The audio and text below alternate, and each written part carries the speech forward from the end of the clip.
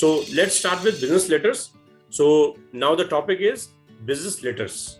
Okay, what are the different kind of formats for business letter? When you transact with somebody on behalf of a company, or you transact with somebody for the purpose of doing business, then that correspondence that you use is called a business letter. So basically, what is a business letter? Business letter is meant for getting some transaction carried out. Business letters are basically written from customers to companies or vice versa. That is, they can also be written from company to customers. They can take shape of a complaint letter. For example, if my mobile phone is not working or I'm having some connectivity issue, then I might shoot an email to the service provider. That is also a business letter. Then letters that debtors and creditors exchange with each other, they are also business letters. So first of all, we'll see what a business letter looks like. Then we will go into the types of business letter. First format is complete block format. So what are the main characteristics?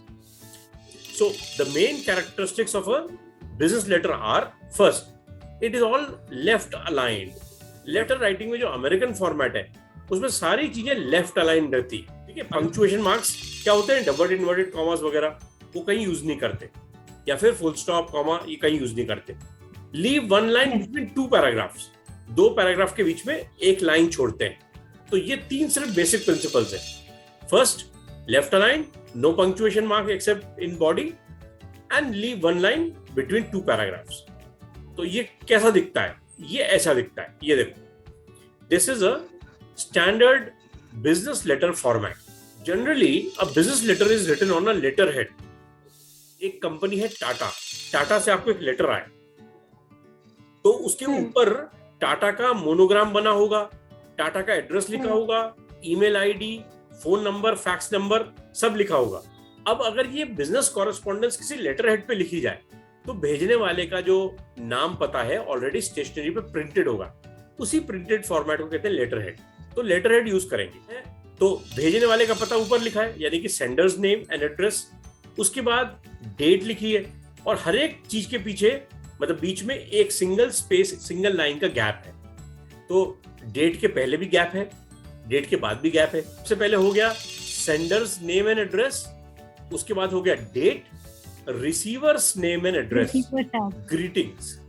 तो जब हम किसी को greet करते हैं या फिर salutation होता है तो उसका ऐसे लिखते हैं. उसके बाद एवरीथिंग इज लेफ्ट अलाइन, हर एक चीज के बीच में सिंगल स्पेस का गैप रहता है, और punctuation marks except for the main body. Main body कौन सी होती है?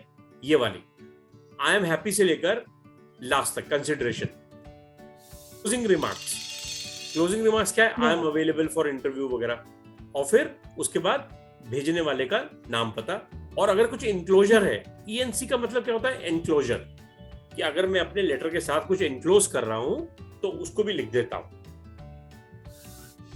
अब हम आ गए अपने बिजनेस लेटर्स पे आगे.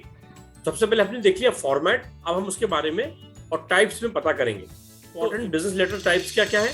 Letter of inquiry, letter of order, collection letter, letter of complaint. ठीक है, अब ये अलग अलग क्या है? सबसे पहले लेटर ऑफ इंक्वायरी.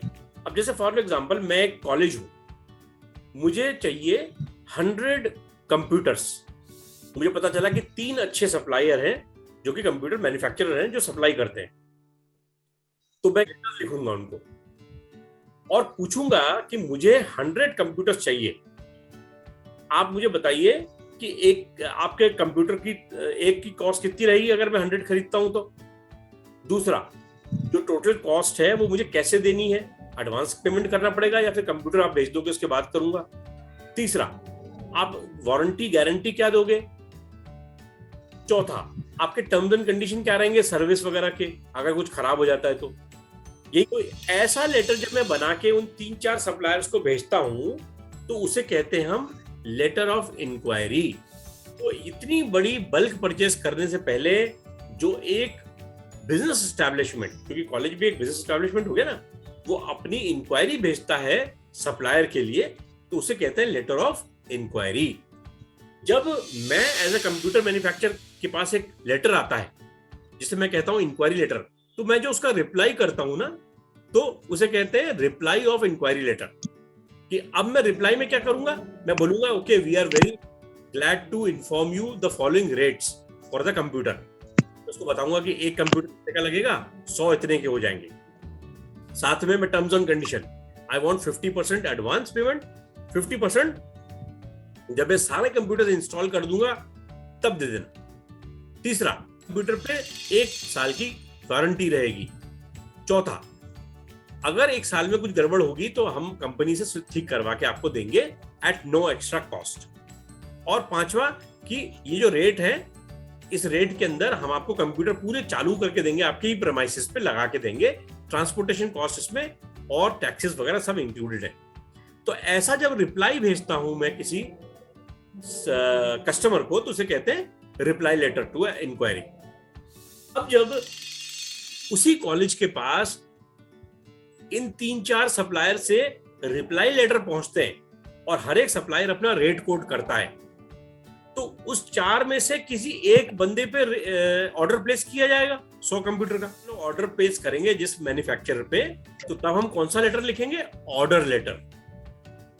ये सारे बिजनेस ट्रांजैक्शंस लेटर से किए जाते हैं और इसीलिए हम बिजनेस लेटर के फॉर्मेट्स पढ़ रहे हैं। उसके बाद क्या होता है कि जब एक बार ऑर्डर प्लेस किया तो फिर सप्लाई लेटर बनता है कि हमने ये काम जो आपने बोला था ये पूरा कर दिया है, अब हमको 50% का जो बैलेंस पेमेंट है वो रिलीज कर दो। उसे कहते हैं कलेक्शन लेटर। है ना, में आता है जैसे कि मान लो मैंने आपसे 100 कंप्यूटर लगवा लिए, उसमें से 3 खराब हो गए, तो अब मैं कौन सा लेटर लिखूंगा, कंप्लेंट लेटर, कि देखो साहब मैंने आपको 100 कंप्यूटर का बोला था, आपने मेरे लगा के दिए, उसमें ये कंडीशन थी कि अगर बीच में खराब हो गया तो आप ठीक करोगे। कल मेरे 3 कंप्यूटर काम करने बंद हो गए, तो आप अपना जल्दी से आदमी भेजिए, उसको रिजॉल्व करिए। तो ये हो गया कंप्लेंट लेटर।